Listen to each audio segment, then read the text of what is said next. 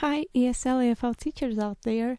Today we're going to be talking about one amazing online tool, a service by Google, which is called Jamboard, which allows our students to play different games or to do different activities in pairs or in groups, while we as teachers can watch them do it in one document, which is one Jamboard, in the real time. That's absolutely amazing. So today we're gonna see the functions of Jamboard, how it works, and what activities we can use it for. So first of all, let's have a look at some examples that I have created for my students. So with one of my young learner groups, we did a simple unscramble activity. Yeah, you can see different words made with colorful stickers, and which is like a basic function of Jamboard, creating stickers. And I just ask them to, unscramble the word. I can do it for them if they tell me the colors, or I can ask them to do it themselves. And actually it is possible to do in different ways. Like you can show them your screen in Zoom and give them the control of the mouse, or you can actually provide them with the link to this document and they will be able to access it with no registration and do it themselves. So you can unscramble words this way, or you can reorder words to make correct sentences and so on. I have also tried to play a board game with my students. These are the counters that I thought would be interesting for my students to choose from. So you can move them, put them on any start points, and then throw the dice, which will have to be in a separate window because Jamboard does not have an inbuilt dice. And then just go by moving these counters. So another example which I have also created is a classic memory game, but not picture a word in this case. This game was for my teen students when we were learning clothes. So you just give access to your students again. Here you can see the names of the students, so when they access the document they are sure that this game is for them and they are on their playing field. And then you just ask them to move the cards, trying to find pairs. If it's not correct, put it back. If it's correct, take it. Not correct again. Well, and so on. Oh, I know where address is. Yay! So when I found a pair, I just move it to my side, and I can delete those cards so they don't disturb me, during the game. Well, and so on. And also I tried to do a reading activity with one of my groups. I actually had a text. What were we reading? We were reading Gulliver and Lilliput, and you can see that I cut that text into a few portions and then provided them with a little dictionary of some difficult words, and then I just gave each student a link to a separate page, because here there are a lot of pages. Yeah, have a look. For each of my students, on every page there is a different name, and they were just moving those parts, reading and moving those parts to make a story correct. And while they were doing it, I was actually in the same document, so I just opened that menu and I could switch between the boards, to see how they were doing. Who was faster, who was slower, maybe somebody needed help, and so on. Of course, all these examples are just a part of what I have tried on Jamboard. The possibilities are really endless here, so that's why it's very important just to understand how Jamboard works, and then you'll be able to adapt any activity or any game which you want to use easily. So let's have a look at these functions. As I mentioned before, Jamboard is a service by Google. It's completely free to use. You only have to have a Google account. Your students don't have to. For students, the access is free. Not free, I mean, it's a no sign-in access because for you it's free as well. So how you can find it? If you just go to Google, and this is my profile, you open the menu, scroll a little bit down, and here you can see it. This is your Jamboard collection. They are stored here, like in your Google Drive. And if you want to create a new one, just click on the plus sign, new gem. And this is what you're getting. So, in one document, in one Jamboard, there can be a few frames, as you have seen in one of my activities. Look at that menu on top. So if you expand that bar, you can easily duplicate frames or add new ones by clicking on the plus sign. You can also undo actions, redo actions, zoom in and zoom out. You can add backgrounds. The choice is not really big here, but still there are a few options.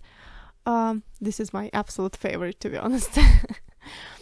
And then if there is something wrong with the elements that you added and you want to, redo it all over again, and in order not to delete every element one by one, you can just clear frame, and that will remove all your elements except the background. On the left there is a small menu, like a tool panel, which you can use, and the first one here is a pen. If you open it, you will see also a highlighter, a marker, and a brush, and you can choose some colors. And, well, what can you do with it? You can, I don't know, ask your students to draw something, and so other students can guess. For example, well, I don't know, let's draw something. I'm not really good at drawing, but still. If you don't want this to stay here, you can also erase it, with the second tool on the panel. But in my case, I can just clear frame because there is nothing else here. Also, there is a pointer here. There is an opportunity to create stickers. This is what you have seen with in my unscramble activity. Yeah, you can write down names of your students on them. You can write down any words, symbols, well, whatever you want actually. Yeah. And then, like the most important function here is adding images. What images you can add? You can add something from your computer, from your laptop, from your device. In other words, what can it be? Any flashcards, a board game, I don't know, any cards, any characters, or any pictures, in other words. Yeah, it's important to remember that Jamboard allows you to add any files which are pictures. So it needs to have a JPEG format or PNG or something like this. So you can upload it from your device. You can use Google Image Search, which I find incredibly convenient, especially when you want to add different GIF images, like those counters for my students. You can also upload something from your Google Drive, if it's needed, or you can also store some photos here and choose something from them. So, this function is mainly how you create anything you want. You just add it here. When you add, well, let's just add something. When you add the picture, it's important to remember that you cannot edit a picture once it is on your Jamboard. Because Jamboard, it's like a like a board. I don't know how to say it in another way, but it's just like a presentation software. Yeah, you cannot edit pictures right there, like in PowerPoint or like in Google Slides or like somewhere else. So you need to make sure that your pictures are pre-made. They should be ready. Like, for example, I have just added this fish, and you can see it has the blue background, which I don't need, but I cannot do anything with it already. So I can only resize it and leave it as it is. So, for example, if I want the same fish with a clear background, the only thing I can do is just to clear its background somewhere else in another program and then add it here, like I have done it before. Yeah, and here you will see the fish. Well, it's just an example.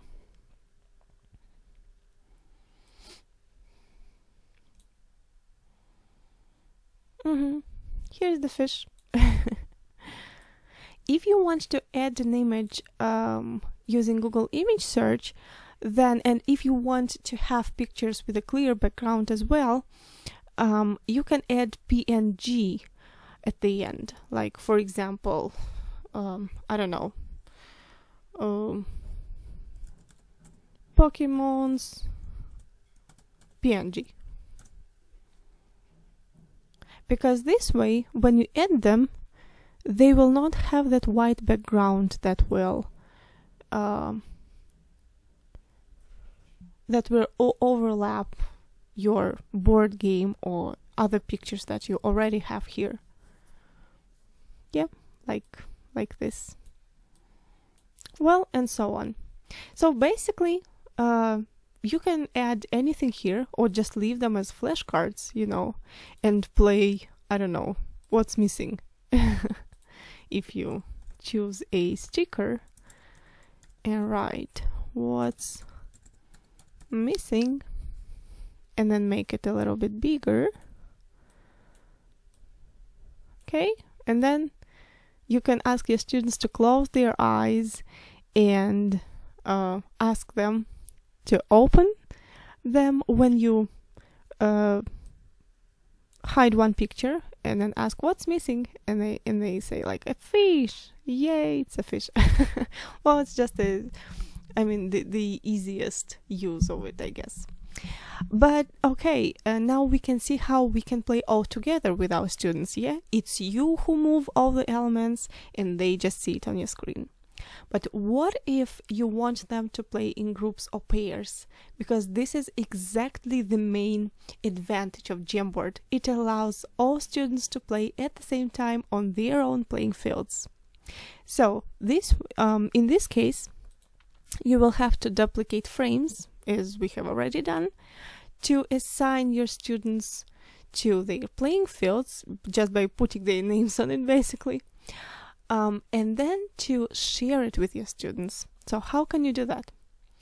There is this share button right here on the right. When you click it, you will see a menu. Now you can see that it's restricted.